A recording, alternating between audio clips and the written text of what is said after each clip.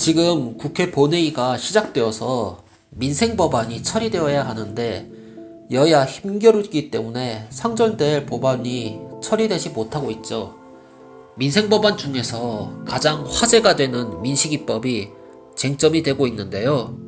민식이법이 발의된 이유는 지난 9월 11일 충남 아산시에 있는 모 중학교 앞 도로에서 횡단보도를 건너던 9살 김민식 군을 가해 차량이 미처 보지 못하고 민식이를 치어 숨지게 한 사건입니다.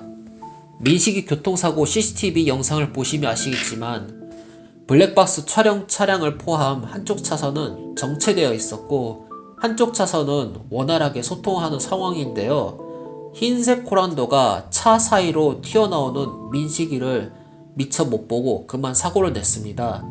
특히 이 사건은 길 건너에서 피해 아동의 어머니와 동생이 사고 순간을 목격하면서 언론사들이 잇따라 보도하면서 크게 알려졌는데요. 저도 뉴스를 통해 이 사건을 접했고 블랙박스 영상도 보았습니다. 남일이 아니더군요. 민식이법이 과연 무슨 내용인지 궁금해서 이 법안을 발의한 강훈시 국회의원님 홈페이지 등을 보게 됐습니다. 민식이법은 기존 도로교통법 개정안으로 구성되어 있는데요. 첫 번째, 도로교통법 제12조 내용 중 어린이 보호구역 내에는 무인 과속단속 장비를 설치한다.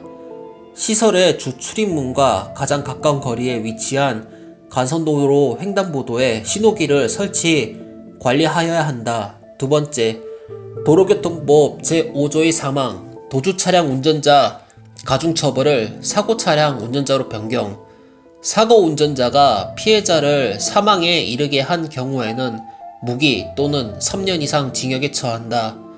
사고 장소가 제12조 제1항에 따른 어린이 보호구역인 경우에는 3년 이상의 징역에 처한다. 라는 개정안 내용을 더불어민주당 강훈식 국회의원님이 요구했네요. 그런데 두 번째 스쿨존 내에서 사망 교통사고를 일으킨 운전자는 무조건 3년 이상 징역에 처한다는 내용이 문제가 되고 있는데요.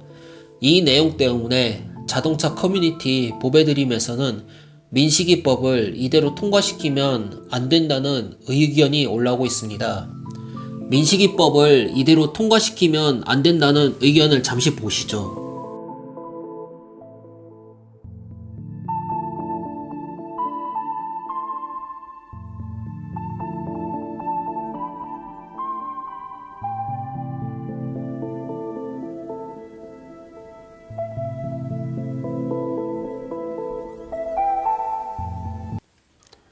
잘 보셨나요?